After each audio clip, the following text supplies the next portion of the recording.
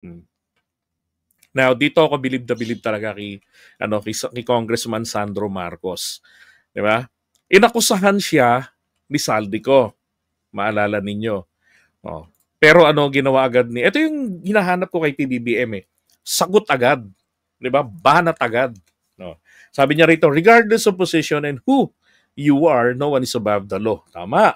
Given that I have nothing to hide, I hereby submit myself for investigation by the ICI at their earliest convenience. Now,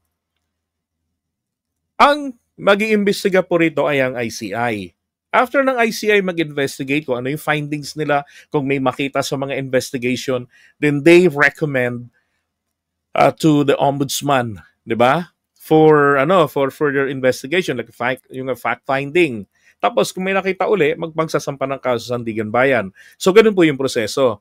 So nakita ko kasi may nag-comment diyan, ang sabi, dapat daw po kayang-kaya ni Sandro din daw na hanggang sa Senate magpa-investigate sa Blue Ribbon. Tingin ko naman hindi naman naatrasan ni Sandro yung Blue Ribbon eh. At ako, I am in favor of Blue Ribbon investigation.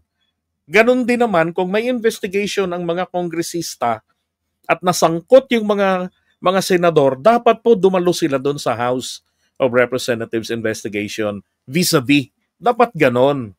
'Di ba? So, bilang respeto kasi pera ng bayan 'yan eh. Walang ano diyan, walang dapat na sabihin nila na parliamentary courtesy. I don't believe that and I don't respect parliamentary courtesy. Parliamentary courtesy, ito po ay tool for whitewash. 'Di ba? Kasi dapat din unfair naman yung walang posisyon. Pinatatawag nyo kasi hindi kongresista, kasi hindi senador. Dapat ipatawag nyo rin. Dapat dumalo din. Walang parliamentary kasi magagalit lang po ang taong bayan kapag gaganyan ng argumento. 'Di ba? Kailangan padaluhin. Ako tingin ko hindi naatrasan. Sinakson lang kasi ang masyadong in respect to ganyan-ganyan. Hindi, padaluhin. Oo. 'Di ba? Dapat si Boji D, si speaker, dapat ganun din. Oo. Padaluhin niya yung mga miyembro ng House sa Senado. Walang ganong excuse. Kahit nasabihin na, sige, dumalo kayo doon dahil kayo ay nasasangkot. If you guys have nothing to hide, at ako naman wala naman akong kinukup-kup dito, wala akong kinakampihan, di ba? Punta kayo doon, linisin nyo yung pangalan nyo, sagutin nyo yung allegation. It is your constitutional right and your duty as well na maprotektahan ng pera ng bayan, karapatan nyo rin na makompronta personally yung accuser ninyo, then go ahead. Dapat ganon. Di ba? Kaya kudos kay Sandro. Kaya lang natawa ko na sa isang comment nun dapat daw hanggang Korte Suprema. Kailan pa nag-investigate ang Korte Suprema? Talaga yung mga taga-Batis no? Sabi nga kahit na anong gawin, no, kahit anong mangyaring positibo, ang mangyayari dito, hindi nila tatanggapin. Bakit po? Hindi nila tatanggapin. Kasi nga, ang gusto lang nilang marinig kung ano yung kanilang dati nang pinaniniwalaan. 'Di ba? Parang sa mga Marcos loyalist lang din yan Kapag something na tama ba based on facts, 'di ba? Based doon sa batas, pag hindi nyo gustong marinig 'yon, cancel ka. Wag ganon. 'Di ba? Dapat maging issue-based tayo and then yung batas at saka yung facts, dapat doon tayo nakabase. 'Di ba? Yeah, good job rito kay Sandro. Ang inaabangan, tingin ko hindi na maglalabas uli si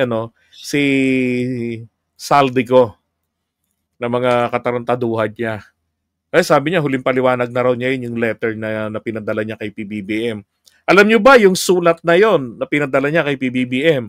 Wala mo ako interest basahin yun It's just a repetition of everything on the video. Yung sulat na yon, may kulang na naman doon. Hindi ho ba nahanapan ko ng butas yung mga dokumentong nilabas niya? Sino nakakaalala doon? Yung butas na nakita ko. Paki-comment po. Ito naman, Nakitaan ko na naman po ng butas yung kanyang letter na, sinabi niyang binigay niya kay PBBM way back February this year. Bakit? Ano po ang problema doon? Ang problema po doon, you're a congressman. Okay? Congressman ka. Let's put ourselves into Saldico's shoes. Congressman ka. Gagawa ka ng sulat. Padadala mo sa Pangulo ng Pilipinas. Hindi ka ba maglalagay ng receiving copy? Diba? Bakit walang receive copy? Walang tatak na natanggap ng Pangulo yung papel. At kung yan po ay dahil sa may ginawa silang katarantaduhan, kung susundan natin granting for the sake of the argument, may ginawa silang kalokohan ni PBBM, dapat siyang magsiguro na yung kanyang papel na pinadala, di ba? May paper trail, may sulat kang binigay, dapat meron kang kahit na pa-receive man lang. Wala ho siyang ganun eh. Napakadaling gumawa ng ganong mga kopya, mga ganong klaseng papel. Nasabihin mo, sinulatan ko nga siya noon, in-explain ko sa kanya yun, na ganito yung mga problema kasi ganito, kaya ganito yung solusyon na gagawin. Oh. Kaya tuloy sabi ng Pangulo, yung abogado niyan, pinuntahan kami dito eh. Pinuntahan kami. Hindi po nangangahulugan si PBBM ang pinuntahan personally lang maaaring yung sino man sa kampo ng Pangulo na ako nga, I was thinking of Department of Justice ang pinuntahan o kung sino ron sa kadikit ng Pangulo, maaaring yung kanyang special assistant, yung SAP, kung sino nakapaligid sa kanya na maaaring may consider natin na covered ng kami ng Pangulo. Pinuntahan kami at sinabi yung trinay na i-blackmail sila. Na huwag ikakansela yung pasaporte ni Saldico or else maglalabas siya ng videos. Alam nyo, another butas ko na naman yan sa kanya. Kung ako ay if I'm Saldico, hindi yun ang hihingiin ko na wag nyo i-cancel ang passport ko. Ang hihingiin ko, hindi ako maglalabas ng anumang video ng atake ko sa'yo. Hindi kita ibubuking. Hindi kita sisiraan. Pero sikapin mong maging state witness ako. Willing akong mag-restitute, early restitution. Yung ayaw ni Marcoleta, para kay Diskaya, ako gagawin ko, wag lang akong makulong. Ikakanta ko lahat. Ituturo ko kung sino-sinong kaaway natin. Di ba? Pero bakit ganon? Kabigat ng kanyang hinihingi, nilapitan ng Pangulo na makapangyarihan, hihingiin niya, wag lang i-cancela ang kanyang passport. That's fucking bullshit. That's bullshit. Di ba? Common sense. Ang daming butas kung tutusin sa mga ginagawa ni Saldico. Hindi nyo na ba naalala kung hindi nyo ba naalala yung butas na nagawa ko? Na nahanap ko doon sa deliveries ni Saldico? Kayo naman, yung barya sa kahon ay sa maleta. 'Di ba? May butal yun yung dineliver niyang 56 billion kay PBBM. May butal yun. Way back, if I'm not mistaken, May. Naglabas sila ng meron dong nakalista na sa lahat ng deliveries yun lang ang tanging merong 52 pesos yata yun na na barya. Just to complement the claim na ganitong halaga yung delivery na yan na nabigay sa kanya. Kasi dito ito kinuha. 'Di ba? Gago yung mga yun eh. Ang daming mga butas.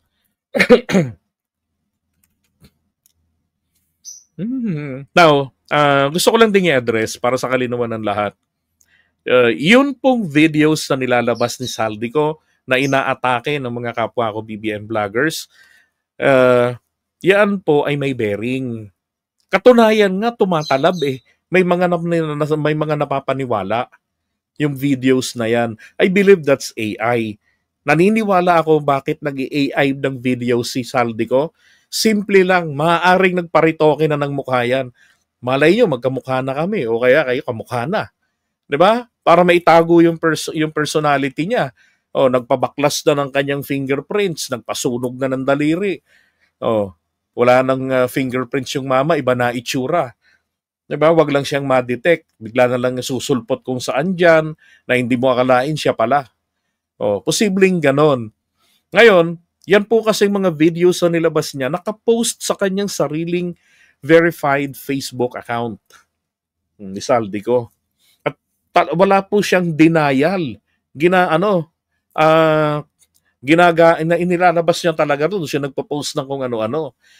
Ni minsan, kahit abogado niya, walang denial. Ang sabi lang ng abogado niya, I have no control about the releasing of videos. Hanggang dun lang.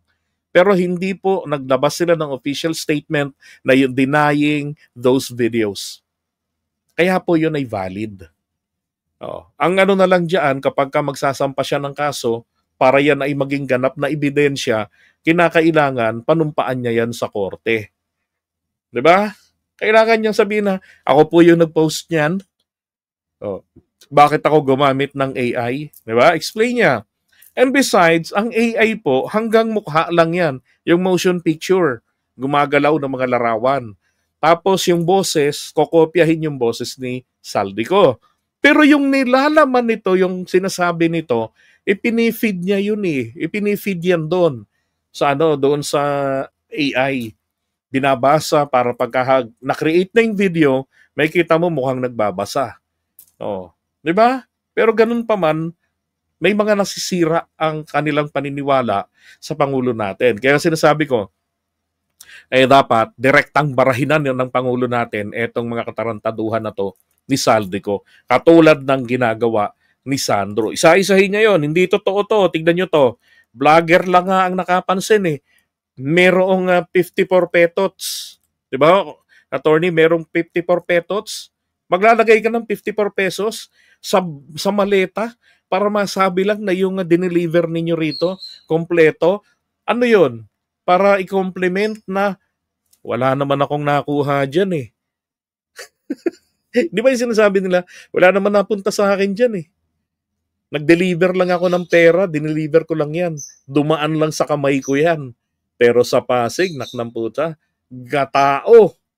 Gatao yung mga volt ni Saldico, ang dami ang tanong, ilan kayang volt ang meron itong si Saldico, di ba? Ang kalokohan nila eh. Ay nako. Alright. Kaya ako, sabi ko nga sa mga kaibigan ko, wag din yung tingnan if it's AI or not. Pagtabik, just make fun of it, pero tingnan natin yung epekto nito. Valid ba to? Diba? Sa korte, kung gagamitin ito without the real Saldico attesting, that's not valid, inadmissible in court.